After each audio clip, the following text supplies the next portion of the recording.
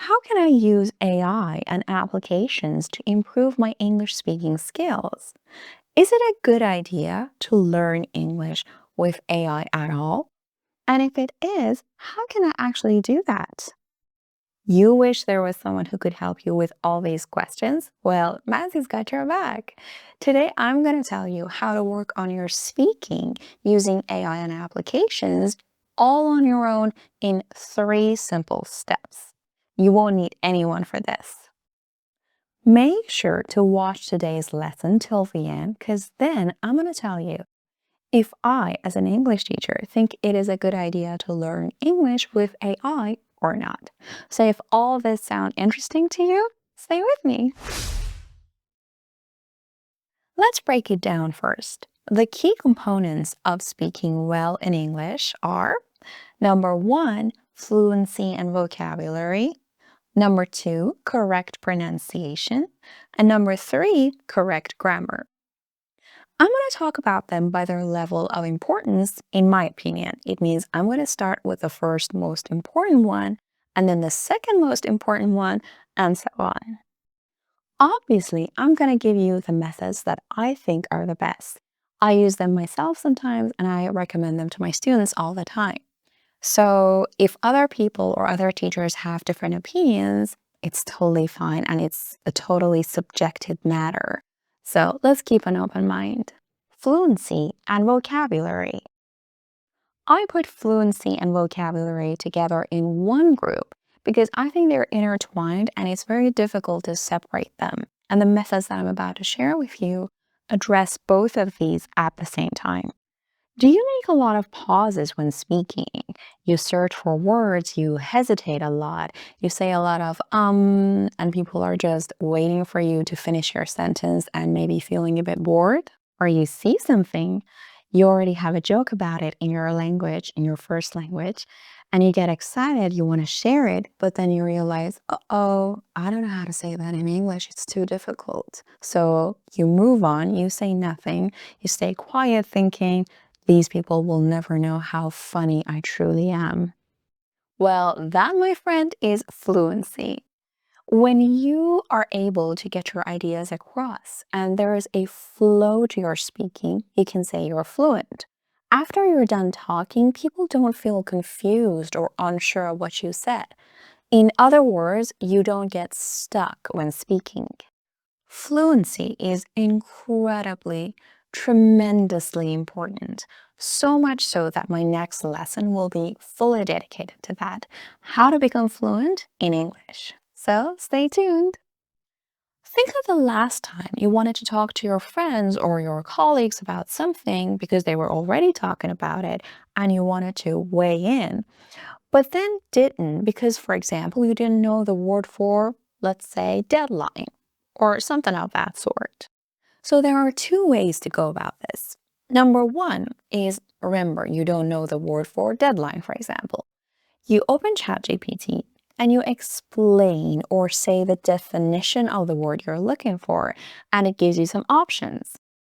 Let's do this together and see how it works. So we type, what is the word for the latest time to finish something, or a definition like that, close to that. And sometimes it gives you a lot of options, and sometimes it gives you just one, for example, deadline. There you got the word you were looking for, and it gives you synonyms as well. So easy peasy, right? You learned something that could help with your fluency. But if you have more time, I recommend method number two. Instead of just asking for one word or one term, you can ask for a lot more. Teach me all the project-related words and phrases through a role play and give me feedback based on my answers to improve my English. As you can see, it teaches you a lot of new words and phrases through a context.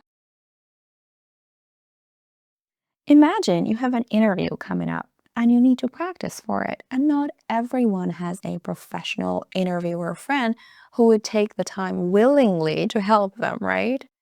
Or you don't want to spend a lot of money on getting a teacher to help you with your English when you only need a little bit of help. These mentioned methods already help with learning new words and vocabulary. But if you want to work on building your vocabulary more intensively, I recommend using applications like Quizlet, which let you make your own customized flashcards. And these applications that I'm about to share with you are not sponsored. I just recommend them because I think they would help you. However, when making these flashcards, make sure to include at least one example sentence for each one of them. Always learn new words within context. Because if you don't know how to use them properly, you will have a problem later on. And do not write loads and loads of information on just one tiny flashcard. It's not a piece of writing, it's just a flashcard.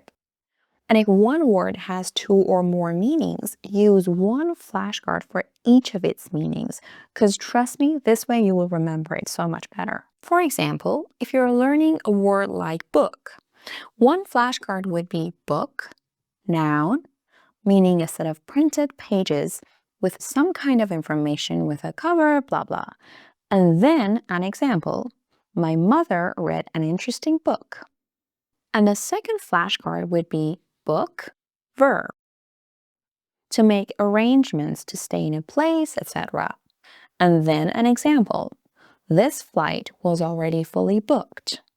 Or, I need to book a flight to Mexico. Okay, now we're done with Quizlet and we go back to ChatGPT. We ask, give us some synonyms for big, please. We are polite. We say please, even to ChatGPT. And then it gives us a bunch of words. That's great, but two problems here. Number one, it's difficult to remember all of them. And number two, which one of these can be used in this specific context? So what do we do here? We ask her to give contexts for each one of them. You can type something like this. Give me synonyms for big and use each of them in a context so that I learn their usage. And there you have them.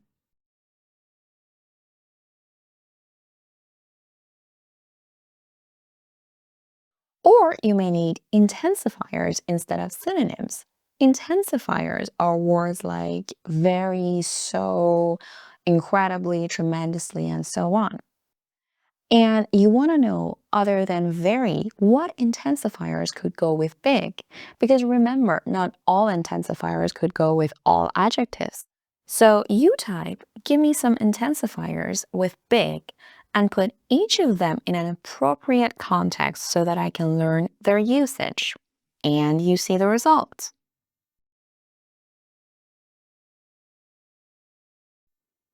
Another thing you could ask for regarding vocabulary is collocations. Give me some collocations with big and use each of them in a context so that I can learn their usage. This time, it's not about the words before big, but the words after big. It's pretty cool, right? Correct pronunciation. You need correct pronunciation when speaking. And remember, I'm not talking about accent, I'm talking about correct pronunciation. By the way, if you want to work on your pronunciation or American accent, check out these two videos. Now for pronunciation. ChatGPT cannot actually really help you with that. It says it does, but you know. It gives you the phonetics of a word, or it suggests some videos of native speakers saying the same word in a sentence, maybe. And at first glance, you think, that seems helpful. Yeah, it is helpful, but based on my experience, it doesn't help as much as you think. You see, when you're mispronouncing a word, you think you're saying it correctly. You don't know you're making a mistake. And you listen to a native speaker and you repeat after them and you think, yeah, I got it. But actually, you're not quite there, or maybe you're far from there. You need a teacher or someone who has been trained to detect the problem in your speaking, in this case pronunciation, who pinpoints them to you and then help you correct it afterwards. And trust me when I say you can't even fully rely on just a normal common native speaker as well. Natives can teach you some words, phrases, sentences, maybe some bad words. But when it goes deeper than that, when it, surpasses a certain level, I don't think they would be very good teachers for you unless they're your close friends, maybe, and they really set their mind onto helping you. I don't know, maybe some exceptions, but generally, I would recommend a teacher or a trained person. Let me give you a personal example. When I talk to my German friends in German, they all say, "Oh, we understand you. It's okay. You speak well and your pronunciation is okay." But when I want to go a little bit deeper and I insist on them correcting my pronunciation 100%, or I ask for something for a word very specifically, I even give them the equivalent of that word in English. Sometimes they struggle or they get bored or they don't have the time or like, you know what I'm saying?